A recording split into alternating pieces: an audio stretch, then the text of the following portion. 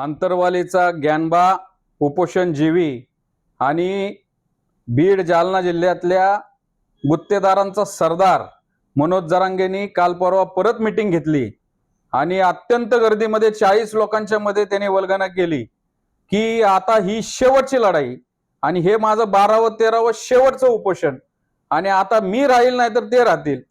मागच्या वेळेस 13 तासाचं उपोषण केलं। त्या 13 तासाच्या उपोषणामध्ये उपोषण सुरू करायला पण ते विखे पाटील आणि प्रसाद लाड आणि संपताना पण ते प्रसाद लाड। या प्रसाद लाडांनी या मानाच्या गणपतीला मांडीव घेऊन पाणी पाजलं। आता असं समजतंय 13 तासाच्या उपोषणामध्ये 1300 कोटींची टेंडर या जरांगेंनी सरकारकडून मागून घेतली आणि त्याचे जे आजूबाजूचे गुत्तेदार आहेत त्यांना दिली। आता त्याचं असं समजतंय की त्या प्रसाद लाडची क्रिस्टल कंपनी जी आहे त्याच्यामध्येच भागीदारी पाहिजे। हे सगळं नौटंकी हा महाराष्ट्र बघतोय, त्यांना लख लाभ। पण आता या जरांगेंनी काल काय वक्तव्य केलं की ओबीसींना मंत्रिमंडळ आहे आणि ओबीसी मंत्रिमंडळ उपसमिती आहे, त्याचे बावनकुळे अध्यक्ष आहेत। माझं समस्त महाराष्ट्राला सांगणं आहे, या जरांगेला पण सांगणं आहे, ती मंत्रिमंडळ उपसमिती तुला घेऊन टाक, ते बावनकुळे पण तुला घेऊन टाक आणि आम्हाला ते मंत्रालय पण नको, कारण की ते काही कामाचं नाहीये। अत्यंत दुर्दैवानं सांगावं लागतंय, ओबीसीचं आरक्षण ह्या बोगस कुणबी दाखल्यांमुळे संपुष्टात आलंय। आपण बघतोय जिल्हा परिषद, पंचायत समिती, नगरपालिका, महानगरपालिकेमध्ये कशा अतिक्रमण झालंय।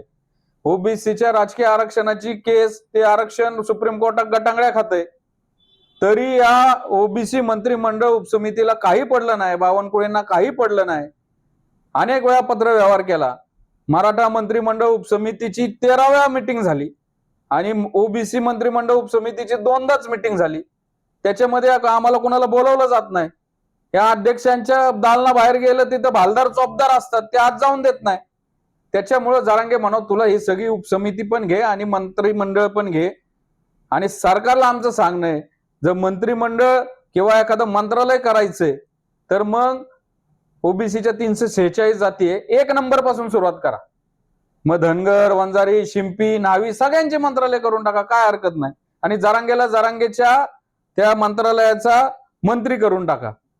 त्यामुळं हे आता जी नौटंकी चालली आहे ती फक्त गुत्तेदारीसाठी, समाजाला भावनिक करायचं, गरिबाची लेकरं म्हणायची आणि गुत्तेदार जे साथीदार आहेत त्यांना शेकडो एकर जमिनी घ्यायच्या, प्रॉपर्टी घ्यायच्या।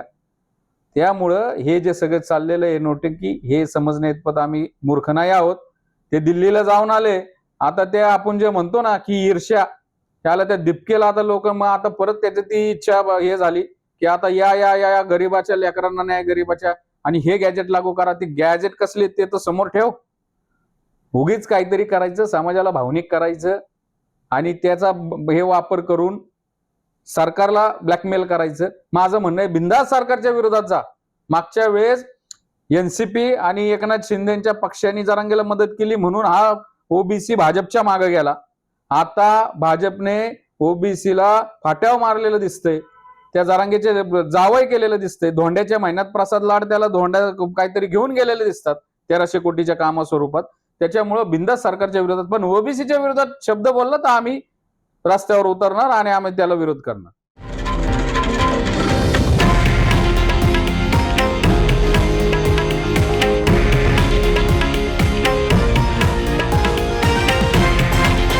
हे आहे देशातील नंबर 1 न्यूज नेटवर्क आणि आपण पाहत आहात TV9 मराठी, एकमेव।